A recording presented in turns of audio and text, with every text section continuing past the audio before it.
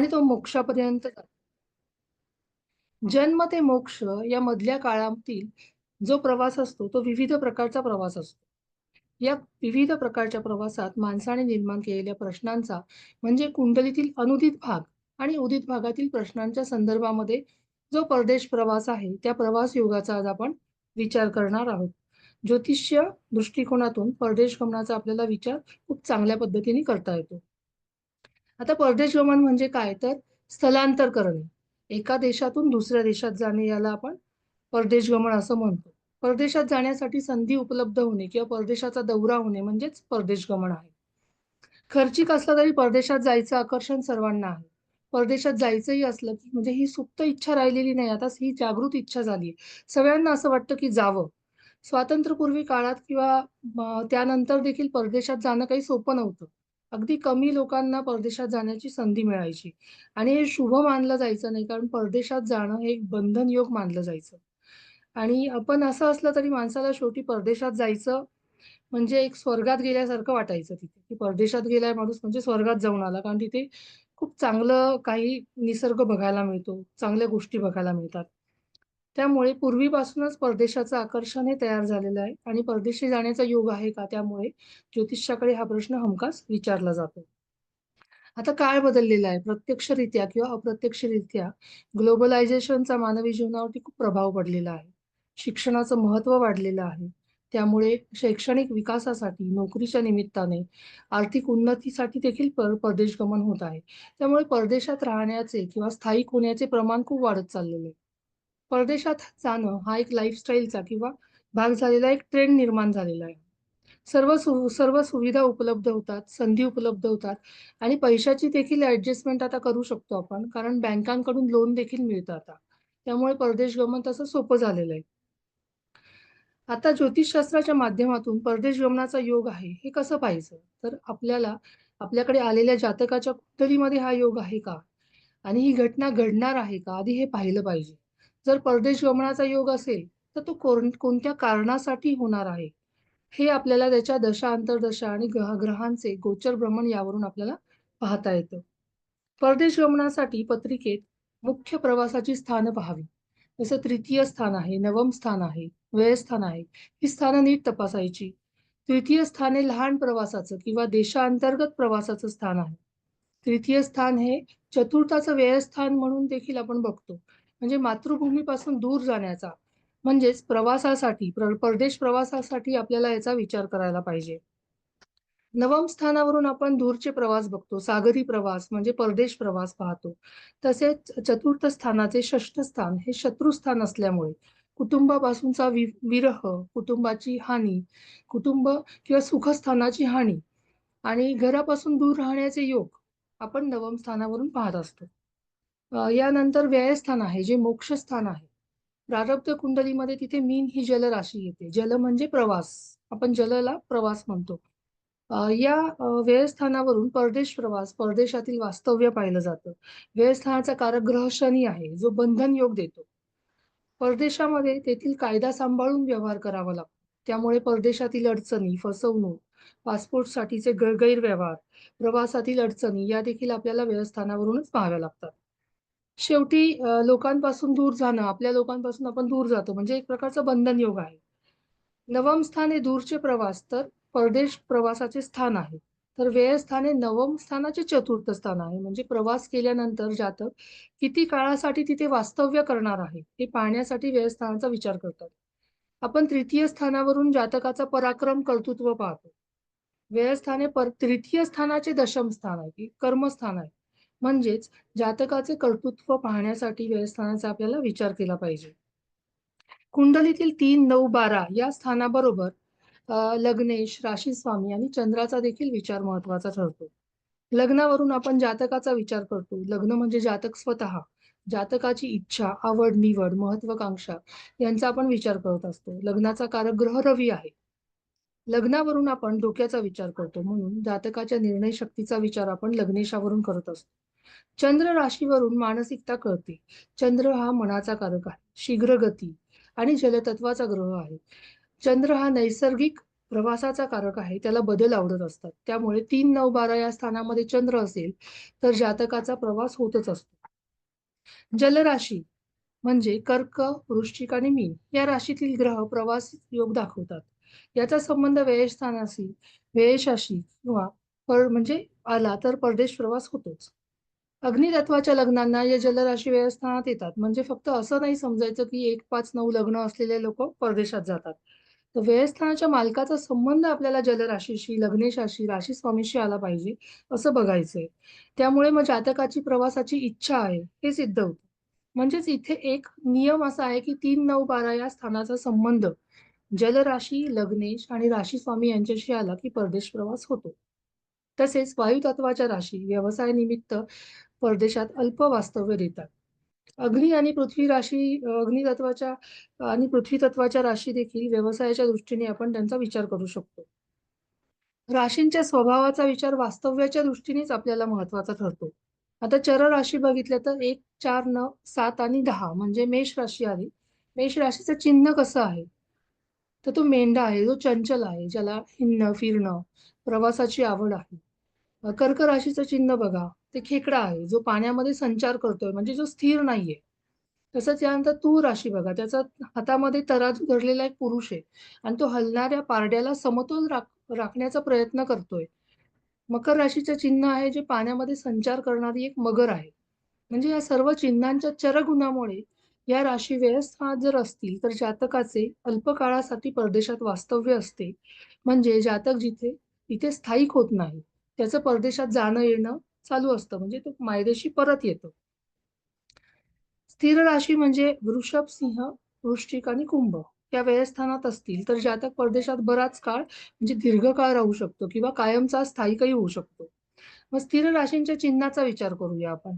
स्थिर राशींच्या चिन्हाप्रमाणे विचार केला तर वृषभ राशीचं चिन्ह काय आहे? तर बैल आहे, जो एका जागी उभा आहे. सिंह राशीचे चिन्ह देखील स्थिर उभा सिंह आहे. वृषभ राशीचा बैल आहे सॉरी. सिंह राशीचं चिन्ह आहे, जो स्थिर उभा सिंह आहे. वृश्चिक राशीचे चिन्ह बघितलं आपण तर भक्ष्यासाठी एका जागी टपून बसलेला विंचू आहे, जो एका ठिकाणीच आहे. कुंभ राशीत घडा घेऊन उभा असलेला मानव आहे. या सर्व चिन्हांच्या स्थिर गुणामुळे जर वास्तव्य असते. मग ग्रीन कार्ड आपल्याला मिळतं म्हणजे ते केला पाहिजे. आता द्विस्वभाव राशी म्हणजे 3, 6, 9 आणि 12 या राशी.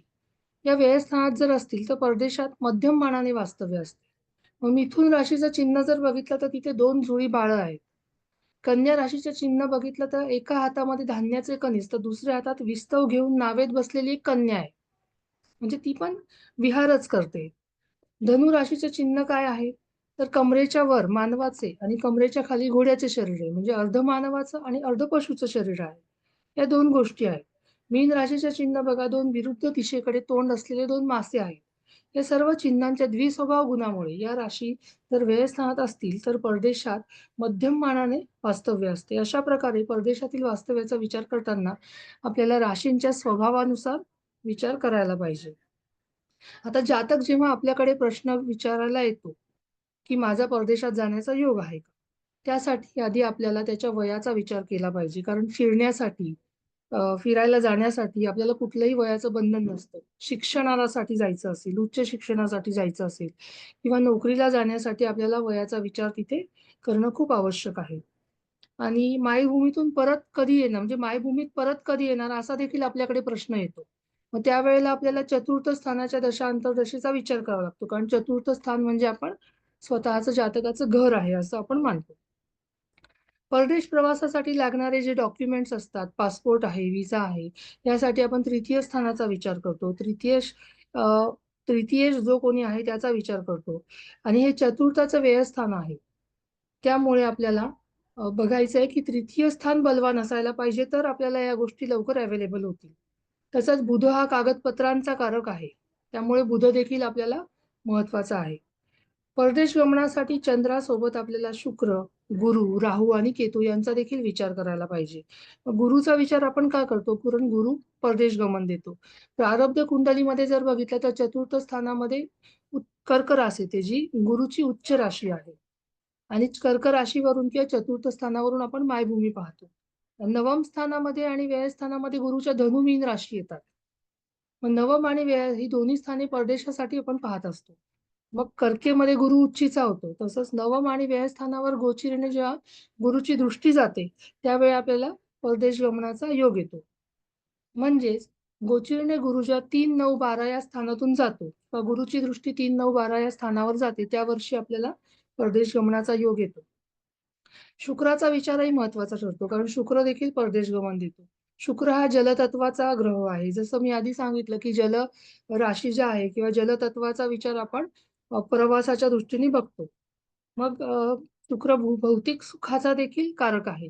वैभवाचा कारक आहे आणि मग लक्झरियस प्रवास जे असतात, ते आपण शुक्रावरून बघतो. मग विमानाचे तिकिटं कसे असतात? खूप महाग असतात. त्यामुळे आपण लक्झरियस प्रवासाच्या दृष्टीने शुक्राचा विचार करतो. मग शुक्राचा संबंध आला तर शुक्राची जर महादशा जर बघितलं तर ही 20 वर्ष असते. त्यामुळे शुक्राची महादशा समजा असेल तर मग जास्ती काळासाठी आपण वास्तव्याचा विचार करू शकतो. शनी देखील आपण परदेश प्रवासासाठी बघतो.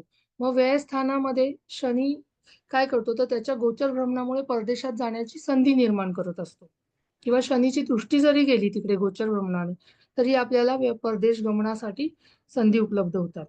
राहू हा स्वभावाने किंवा अर्थाने परदेशी आहे, परका आहे. त्यामुळे राहू देखील जर तृतीय स्थानात असेल, चतुर्थ स्थानात असेल, नवम स्थानात असेल, व्यय स्थानात असेल, त्यावेळेला परदेश गमनाची आपल्याला संधी उपलब्ध होते, योग येतो.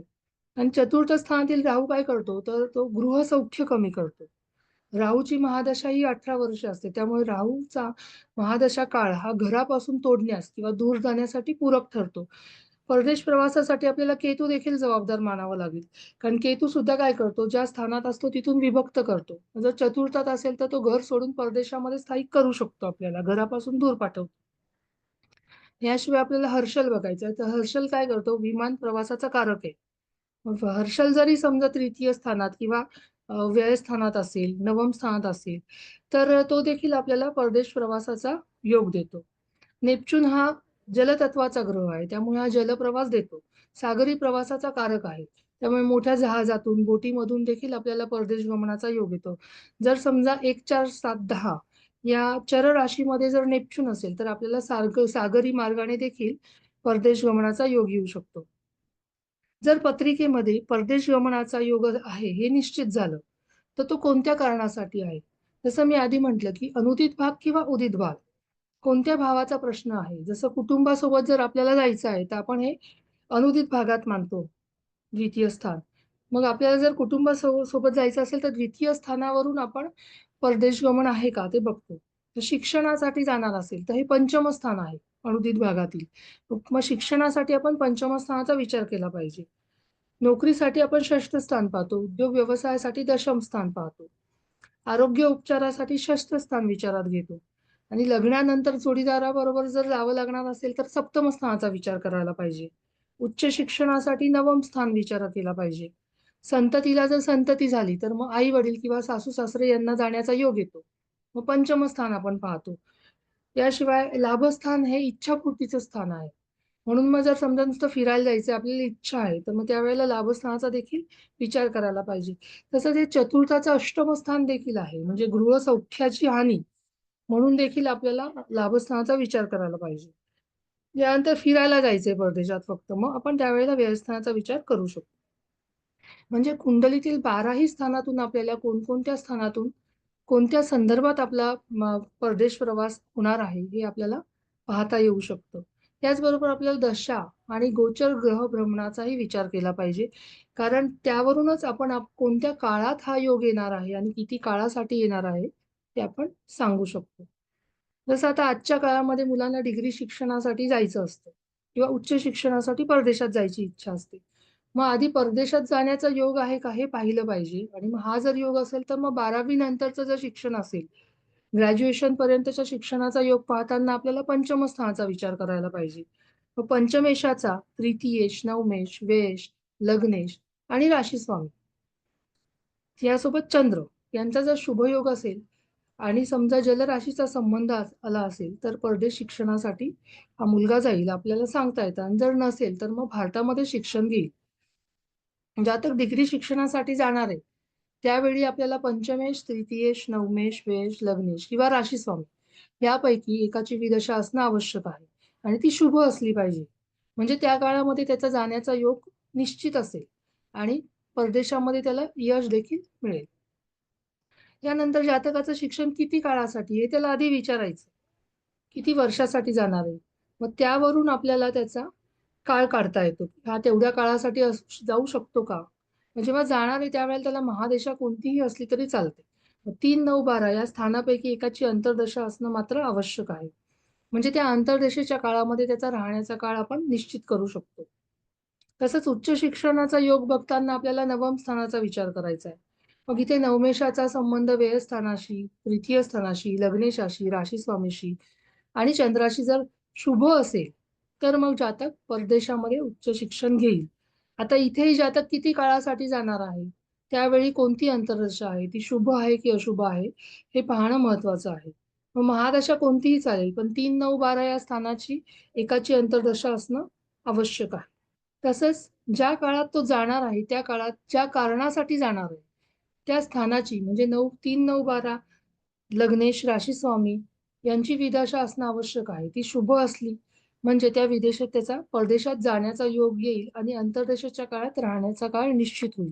तर ती भाग्येशाच्या व्ययाची असेल. कारण उच्च शिक्षण बघतो नवम स्थानावरून. मग भाग्येशाच्या व्ययाची म्हणजे अष्टमेशाची असेल तर त्याला उच्च शिक्षणामध्ये यश मिळणार नाही. म्हणून आपल्याला कोणत्या स्थानाची दशा आहे हे बघणं फार महत्वाचं आहे. आता कला क्षेत्र संबंधित जर शिक्षण घ्यायचं असेल, जसं संगीत आहे, वादन आहे, गायन आहे, acting, photography, beauty parlour, makeup या शिक्षणासाठी देखील आता आजकाल परदेशात जाण्याचा एक ट्रेंड तयार झालेला आहे. मग हा योग कसा पाहायचा? आता जसं आपण संगीत शिक्षणासाठी पाहूया आता. मग आपला नियम काय आहे, की 3, 9, 12 ही स्थानं पाहायची. लग्नेश, राशीस्वामी आणि चंद्र यांच्यासोबत आपल्याला आता हा आपण कला संबंधी बघणार आहे म्हणून पंचम आणि तृतीय स्थानाचा विचार करायचा आहे. मग तृतीय स्थान आपण प्रवासाचं म्हणून पाहणारच आहोत. पण संगीत वादनासाठी देखील आपल्याला ते पाहिलं पाहिजे कारण कला वगैरे आपण या तृतीय स्थानावरून बघतो. मग त्याचबरोबर कला संगीताचा कारक ग्रह शुक्र आहे. मग शुक्राच्या दोन्ही राशी देखील येतात. वृषभ राशी येते, तुळ राशी येते. तर वृषभ राशी म्हणजे आपण जे संगीताचं आहे तर गळ्याशी संबंध येतो म्हणून वृषभ राशी महत्वाची आहे. तसंच प्रारब्ध कुंडलीतील पंचम स्थानामध्ये सिंह राशी येते. रवी येतो त्याचा स्वामी. त्यांचाही विचार इथे महत्त्वाचा ठरतो. तसंच प्रारब्ध कुंडलीमध्ये तृतीय स्थानाचा देखील आपल्याला विचार करायला पाहिजे. मग त्याचा तिथला मालक कोण आहे तर बुध आहे, जो वाणीचा कारक आहे. चंद्र हा मनाचा कारक. म्हणजे या सर्व ग्रहांचा आपल्याला विचार फार महत्त्वाचा आहे. लग्न कुंडलीमध्ये या स्थानांचा आणि ग्रहांचा शुभ संबंध जर असेल, तर परदेशात शिक्षण क्षेत्रामध्ये किंवा कलेसंबंधी क्षेत्रामध्ये आपल्याला यश मिळेल असं आपण सांगू शकतो. याचप्रमाणे आपण नियमाचा ढाचा बदलायचा नाही. फक्त ज्या कारणासाठी परदेशात जायचंय, त्या भावांचा, संबंधित ग्रहांचा, राशींचा शुभ संबंध पाहायचा, त्यावेळी असणाऱ्या दशा, अंतर्दशा, गोचर आणि वयाचा विचार महत्त्वाचा आहे. मग त्या वयानुसार त्या जातकाला त्या परदेशात शिक्षणासाठी जाण्याचा योग आहे की नाही, याचं उत्तर आपण देऊ शकतो. आता शिक्षणानंतर पुढचा प्रश्न असतो तो म्हणजे नोकरीसाठी किंवा व्यवसायासाठी परदेशात जाण्याचा योग आहे का? तर सर्वात आधी आलेल्या जातकाच्या कुंडलीत नोकरीचा योग आहे की व्यवसायाचा योग आहे, हे आपल्याला पाहायला हवे. त्यासाठी नियम म्हणजे लग्नेश व दशमेश कोणत्या स्वभावाचे आहेत व कोणत्या स्वभावाच्या राशीत पडले आहेत. तसेच लग्नेशाचा, दशमेशाचा संबंध कसा आहे. यावरून तो जातक नोकरी करणार आहे की व्यवसाय करणार आहे हे आपल्याला कळतं. मग चर राशी जर असतील तर आपण सांगू शकतो की जातक व्यवसाय करणार आहे. स्थिर राशी असतील तर नोकरी करणार आहे. आणि द्विस्वभाव राशी असतील तर नोकरी आणि व्यवसाय दोन्ही करणार आहे. मग याशिवाय आपल्याला ग्रहांचा विचार करायचा आहे. मग दशमामध्ये कोणता ग्रह पडलाय? दशमेश कोणत्या स्थानात पडलाय? तेथील राशीच्या तत्वानुसार देखील आपल्याला विचार महत्त्वाचा ठरतो. मग दशमात जेवढे ग्रह असतील, जेवढ्या ग्रहांबरोबर दशमेश असेल, तेवढ्या नोकरी किंवा व्यवसायाच्या वाटा तयार होतात. लग्नेश, राशीस्वामी, दशमेश आणि पूरक स्थानं द्वितीयेश आणि षष्ठेश पाहायचं. म्हणजे 2, 6, 10 या स्थानांचा जसं आपण अर्थ त्रिकोण म्हणतो. कारण काय आहे उत्पन्नासाठी अर्थार्जनाच्या दृष्टीने विचार करतोय. म्हणून या स्थानांचा देखील विचार महत्त्वाचा आहे. मग यांच्या अंतर्दशा, विदशा जर असतील व 2, 6, 10 या मालकांचा लग्नेश व राशी स्वामीशी कोणत्या प्रकारचा संबंध आहे ते बघायचं. तो कोणत्या तत्वात आहे त्या ग्रहाचं वय पण झालेलं आहे का हे पण बघणं महत्वाचं आहे. तर ग्रहांचं वय सांगते, की ग्रहांचं वय आपल्याला सगळ्यांना माहिती असेल, तरी पण एकदा सांगते. रवीचं वय 22 आहे, चंद्राचं 24, मंगळाचं 24-28 आहे, बुधाचं 32 आहे, गुरुचं 16-28, शुक्राचं 24 आणि शनीचं 30-36. तर या ग्रहांचा विचार करावा. जर त्या ग्रहाचं वय झालं असेल, तर त्या काळामध्ये ते वय झालं, की तो नोकरीमध्ये स्थिर होऊ शकतो, व्यवसायामध्ये स्थिर होऊ शकतो. आपण असं सांगू शकतो. नोकरीसाठी आपण दशम स्थानाचा देखील विचार करतो. मग परदेशातील नोकरीसाठी आपण दशमाचे 3, 9, 12 स्थानं पण पाहिली पाहिजे. मग दशमाचं व्ययस्थान कुठलं येतं? तर नवम स्थान येतं, म्हणजे भाग्यस्थान येतं. दशमाचं तृतीय स्थान हे व्ययस्थान येतं आणि दशमाचं षष्ठ स्थान हे तृतीय स्थान येतं. म्हणजे पुन्हा 3, 9, 12 ही स्थानच आपल्याला मिळतात.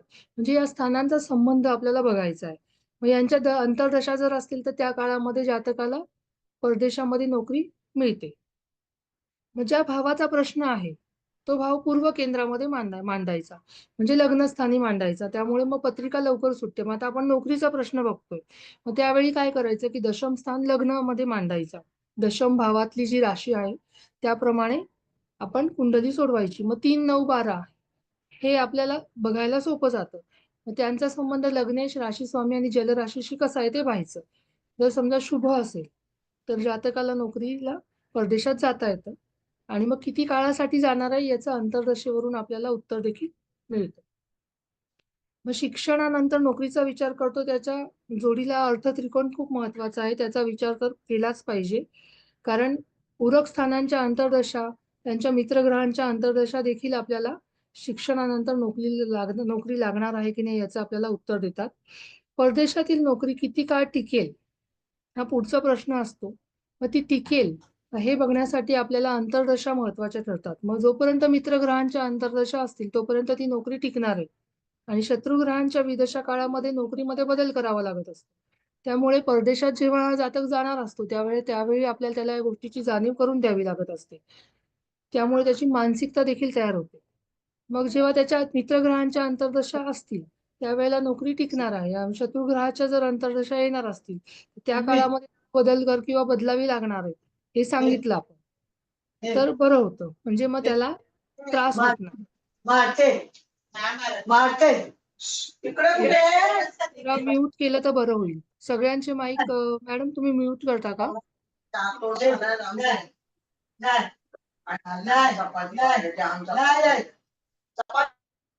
मॅडम तुम्ही तुमच्याकडूनच सगळ्यांचे माईक म्यूट केले तर बरं होईल. व्यवसायाच्या दृष्टीने दशमाबरोबर आपण सप्तम स्थान पाहावं कारण हे कर्माचे म्हणजे दशम स्थानाचे दशम स्थान आहे. म्हणजे आपण जर भागीदाराचा विचार करणार आहे, व्यवसायातला भागीदार, त्याचा जर विचार करणार असू समजा, तर त्याच्यासोबत परदेश प्रवास बघायचा असेल, तर आपल्याला सप्तमाचा विचार देखील महत्त्वाचा आहे. मग नुसतं परदेशात नोकरी मिळेल का? या प्रश्नाचे हो किंवा नाही उत्तर देऊन आपल्याला चालणार नाही. मग परदेशात नोकरी कधी मिळेल? नोकरीत बदल कधी करावा लागेल? आपल्याला त्या काळातील अंतर्दशा, विदशेवरून हे कळत असतं. मग एकूण आपल्याला 9 विदशा येत असतात. त्याच्यातल्या 3 विदशा ज्या असतात, त्या खराब येतात. त्यावेळी ग्रहांचे गोचर भ्रमण खराब जर असेल, तर नोकरी जाते आणि जर खराब नसेल, तर नोकरीमध्ये त्रास होतो. म्हणजे खराब असेल, तर नोकरी जाते किंवा त्रास होतो आणि खराब नसेल, तर नोकरी जाते आपली. नोकरी जाते म्हणून मग दुसरी नोकरी बघावी लागते आणि दुसरी नोकरी मिळते. कारण मग खराब विदशेनंतर एखादी मित्रग्रहाची जर विदशा आली, तर मग प्रश्न सुटतो. मग चतुर्देशाच्या अंतर्दशेमध्ये देखील आपल्याला विचार करायचा, की चतुर्देशाची जर अंतर्दशा आली किंवा त्याची पूरक स्थानं जी आहे, अष्टम आणि व्ययस्थान, त्यांच्या अंतर्दशेमध्ये काय होतं, की परदेशातून कधी-कधी परत मायभूमीमध्ये यावं लागतं. मग जर अशा पद्धतीने जर समजा आपण हा प्रश्न सोडवला नोकरीचा, की नोकरी लागणार आहे, की मायदेशी परत यावं लागणार आहे. तर त्यावेळेला त्या जातकाची मानसिकता तशी तयार होते आणि त्याला सहज सोपं जातं हे. मग परदेशातील जोडीदाराचा देखील आता आजकाल प्रश्न येतो, की नोकरी आता लागलेली आहे चांगली, तर आता विवाहाचा पण योग आलेला आहे, तर मग परदेशातील जोडीदार मिळेल का? तर जोडीदाराचे स्थान म्हणजे आपण सप्तम स्थान मानतो. मग सप्तम स्थानाचे व्ययस्थान, सप्तमाचे व्ययस्थान जे आहे ते षष्ठस्थान आहे. सप्तमाचे तृतीय स्थान जे आहे ते भाग्यस्थान आहे आणि सप्तमाचे तृतीय षष्ठ स्थान जे आहे ते पण आपल्याला बघायचंय. सप्तमाचे तृतीय स्थान सप्तमाचे तृतीय स्थान म्हणजे नवम स्थान येतं. सप्तमाच्या भाग्यस्थानी तृतीय स्थान येतं. सप्तम स्थानाचा षष्ठ स्थानाचा संबंध आपल्याला बघायचा आहे. आणि त्यावरून आपल्याला यांचा नवम स्थानाशी, लग्नेशाशी, राशी स्वामीशी सोबत संबंध येतो का ते पाहायचं. म्हणजे मग आपल्याला सांगता येतं की याला परदेशातील जोडीदार मिळेल म्हणून. जेव्हा मग तृतीय नवम स्थानाचा संबंध सप्तम स्थानाशी येतो किंवा षष्ठ स्थानाशी येतो तेव्हा जोडीदार हा परदेशातला मिळतो. मग प्रारब्ध कुंडलीमध्ये आपण शुक्राची तूळ राशी सप्तम स्थानात येते. तसंच सप्तमाचा कारकीय वैवाहिक सुखाचा कारक ग्रह शुक्र आहे. मग तेव्हा शुक्राचा देखील आपल्याला इथे विचार करायला पाहिजे कारण कारक ग्रह महत्वाचे ठरतात इथे आपल्याला. मग आधी विवाहाचा आपल्याला योग आहे का नाही ते पाहायला पाहिजे. मग त्यासाठी महादशा कोणतीही असेल तरी चालतं. पण लग्नेश, सप्तमेश आणि राशी स्वामी यापैकी एखाद्याची अंतर्दशा आपल्याला असणं आवश्यक असतं. मग इथे ग्रहाच्या वयांचा देखील विचार करायचा. कारण त्या ग्रहाचं वय झालं की मग तरच विवाहाचा योग येत असतो. जेव्हा मग विवाह योगाचा काळ आपण निश्चित करतो, त्या काळामध्ये जर समजा सप्तमाच्या 3, 9, 12 या स्थानापैकी एखाद्याची अंतर्दशा जर आली, तर आपल्याला विवाहाचा योग आला आहे असं सांगू शकतो आपण. मग सप्तमाचे व्ययस्थान म्हणजे षष्ठ स्थान महत्वाचं आहे. 3, 9, 12चा सप्तमेश, षष्ठेश, लग्नेश आणि राशी स्वामीशी संबंध जर असेल, तर जातकाची इच्छाशक्ती आहे आणि त्याच वेळी जर एकाची अंतर्दशा विदशा लागत असेल, तर परदेशातील जोडीदार मिळेल हे आपल्याला उत्तर सांगता येतं आणि त्याप्रमाणे अंतर्दशा विदशा बघायच्या. आता आजकाल आरोग्य उपचारासाठी परदेशामध्ये जाण्याचा योग आहे का? असा देखील प्रश्न विचारला जातो. मग आजारपणातील उपचारासाठी आपण 6, 8, 12 ही स्थानं महत्वाची आहेत. इथे आपल्याला 6, 8, 12 स्थानांचा संबंध 3, 9, 12शी, जलराशीशी, लग्नेश आणि चंद्राशी येतो का हे पाहावं लागतं मग इथे. मग षष्ठाचं षष्ठ स्थान हे लाभस्थान आहे, तेही आपल्याला बघावं लागतं. रवीचा इथे विचार महत्वाचा आहे कारण रवी देखील आरोग्याचा कारक आहे. शरीराच्या कोणत्या भागाचा आजार झाला आहे, त्या भावाचा तसंच कोणता आजार झालाय, त्या ग्रहाचा देखील आपल्याला विचार करायचा आहे. कारण का प्रत्येक ग्रहाकडे वेगवेगळं कारकत्व आहे. त्याप्रमाणे आपल्याला कोणत्या ग्रहाचा आजार आहे, कोणत्या भावाचा आजार आहे आणि मग त्या काळामध्ये म्हणजे ग्रहांचं गोचर भ्रमण सुद्धा शुभ असलं पाहिजे, की तो आजार बरा होणार आहे की नाही. आणि मग योग्य विदेशीचा काळ बघून आपल्याला त्या काळामध्ये परदेशामध्ये ट्रीटमेंटसाठी पाठवता येत असतं. आता सहलीसाठी, फिरण्यासाठी परदेश भ्रमणाचा विचार करताना पुन्हा आपला नियम तोच आहे. आपल्याला 3, 9, 12 ही स्थानं बघायची. लग्नेश, राशीस्वामी, चंद्र यांचा शुभ संबंध आता लाभस्थानाशी बघायचा आहे. लाभस्थान हे आपण इच्छापूर्तीचं स्थान म्हटलेलं आहे. जर इच्छापूर्तीसाठी जायचं असेल, फिरण्यासाठी आपण म्हणणार आहोत, मग आपण सांगू शकतो की जाऊ शकता तुम्ही. मुलाकडे किंवा मुलीकडे जाण्यासाठी आपल्याला प्रवास स्थानांबरोबर 4, 8, 12चा देखील शुभ संबंध बघणं महत्वाचं आहे. कारण चतुर्थाची पूरक स्थानं आहेत. त्यानंतर संततीला संतती झाली. म्हणून परदेश गमनाचा विचार करताना आपल्याला पंचमाचा आणि पंचमाच्या पंचमाचा म्हणजे नवम स्थानाचा विचार केला पाहिजे. तसंच लाभस्थानाचाही विचार केला पाहिजे. पंचमाच्या भाग्याचा म्हणजे लग्नाचा देखील विचार महत्वाचा ठरतो. पंचमावरून आपण आपली संतती बघतो आणि संततीची हॅलो, संतती म्हणून हा नवम मानतो ना, स्थानावरून उद्या काय करशील तर? नातवाचा विचार करतो. उद्या इथे काय इथे करणार पुन्हा आहे तोच नाश्त्यात? नियम आपल्याला लावायचा आहे. तर आता मी काही तुम्हाला कुंडल्यांचे इथे डिटेल्स सांगते. कारण कुंडल्या इथे आपण शेअर नाही करणार आहोत. तर मी एक मुलगी आहे जी मेडिकलच्या शिक्षणासाठी आता परदेशामध्ये गेलेली आहे. तर जर जमलं तर तुम्ही लिहून घ्या. स्त्री आहे. 17/2/2002 ची 2 चा जन्म आहे हिचा. सकाळी 10:59 आहे. पुणे आहे स्थळ. पुण्यातील जन्म आहे. मेष लग्नाची कुंडली आहे. लग्नेश मंगळ हा व्ययस्थानात गेलेला आहे. चतुर्थेश चंद्राच्या युतीमध्ये आहे. चंद्र आणि मंगळ हे व्ययस्थानामध्ये मीन राशीमध्ये आहे. मग हे जल राशीमध्ये आहे. म्हणजे आता लग्नेश जेव्हा व्ययस्थानात जातो तेव्हा जातकाची इच्छा म्हणजे दाखवतोच तो. शिवाय चंद्र देखील देखील मीन राशीमध्ये आहे. जल राशीमध्ये व्ययस्थानात आहे. परदेश प्रवासाचा योग आहे. त्यानंतर तृतीयेश बुध जो आहे तो मकर राशीमध्ये दशम स्थानात आहे. नेपच्यून बरोबर आहे. त्यामुळे म्हणजे नेपच्यून देखील जलप्रवास दाखवतो. बुध चर राशीमध्ये आहे म्हणजे प्रवास आहे. नंतर भाग्येश गुरु जो आहे तो तृतीय स्थानात गेलेला आहे मिथुन राशीत. तर म्हणजे भाग्येशाचा संबंध तृतीय स्थानाशी आला. म्हणजे या कुंडलीमध्ये जेव्हा ही कुंडली तुम्ही मांडाल त्यावेळेला तुम्हाला दिसेल की या कुंडलीमध्ये परदेश गमनाचा योग आहे. शिवाय आता मी परदेश सहम बिंदूबद्दल आधी बोलले नाहीये. पण आजकाल त्याचं सूत्र देखील आहे. ते सूत्र मांडून आपण परदेश सहम बिंदू काढू शकतो. पण आजकाल सॉफ्टवेअरमध्ये आपल्याला इझिली ते मिळून जातं. आणि हा परदेश सहम बिंदू जो आहे, तो तूळ राशीमध्ये आलेला आहे. आणि तूळ राशी ही सप्तम स्थानात आली आहे. आणि सप्तमेश शुक्र जो आहे, तो पंचमेश रवी बरोबर तिकडे लाभस्थानामध्ये इथे आलेला आहे. शिवाय आपण शिक्षणाच्या दृष्टीने मी जेव्हा म्हटले, की शिक्षणासाठी गेलेली आहे, उच्च शिक्षणासाठी गेलेली आहे.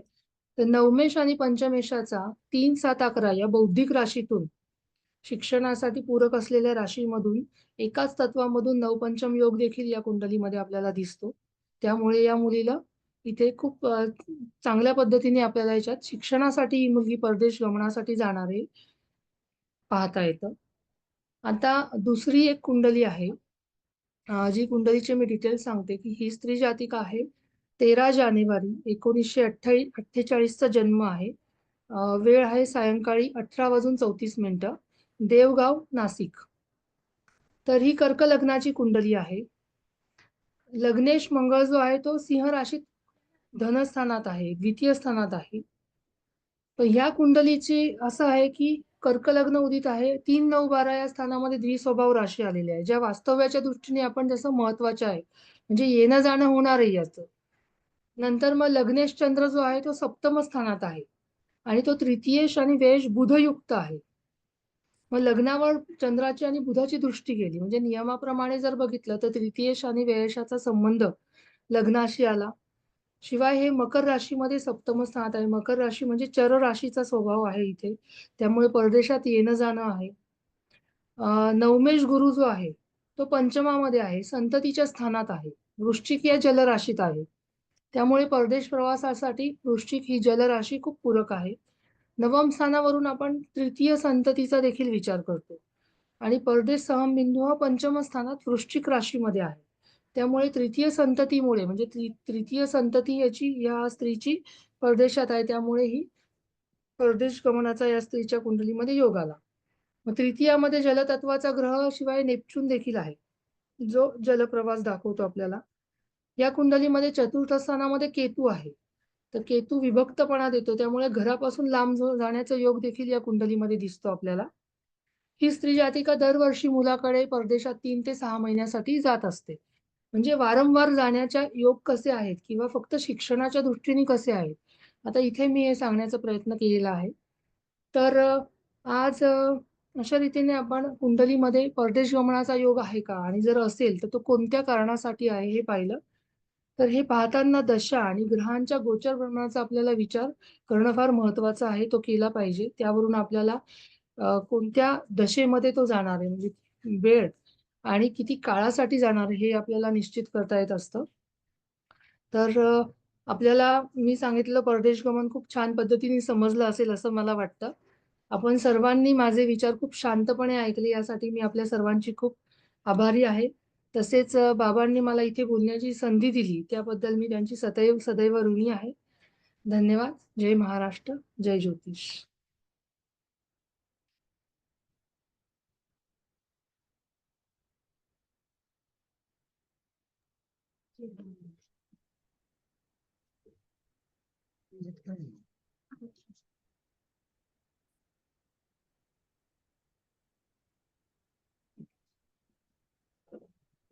नमस्कार. नमस्कार परदेशवारी बाबा. परदेशवारी करून आलो आपण आता. आणि परदेशवारी कशा पद्धतीने ज्योतिषातून पाहायची याचा अगदी समर्पित अवंतिकाने केलेलं आहे. तर मला आज खूप आनंद आहे की माझा विद्यार्थी माझ्याच भाषेत बोलला. आणि या ठिकाणी या पद्धतीने जाऊन पुढे आपल्याला जायचं असतं, प्रत्येक गोष्ट पाहिजे असते. आणि इतका चांगला मुद्दा तिने मांडला. तिची 9-12चा विचार केला, ज्योतिषाचा विचार केला, 3-9-12ची व्यवस्था जशी केला, राशींचा विचार केला, राशींच्या चिन्हांचा विचार केला. सगळ्या अँगल मधून कसं पाहायचं असतं आणि छोट्या गोष्टीतून कसं पाहायचं आणि एका मिनिटात उत्तर कशी इतक्या सोप्या भाषेत तिने सांगितलं की तुम्ही स्वतःचा परदेश गमन योग काढू शकता किंवा लोकांना आलेलं सांगू शकता. शांतपणे सांगण्याची कला तिच्याकडे आहे, ती सरांकडे नाहीये. पण या ठिकाणी हा कन्सेप्ट डोक्यातून घ्यायला पाहिजे. आज खूप आनंद आहे अवंतिका, तू चांगल्या पद्धतीने या गोष्टी सांगितल्या. असंच तुला यश मिळव आणि तू ज्योतिषामध्ये नाव मिळव, एवढाच आशीर्वाद देतो आणि थांबतो. पुढच्या गुरुवारी परत आपण भेटूया. जय हिंद, जय महाराष्ट्र, जय ज्योतिष.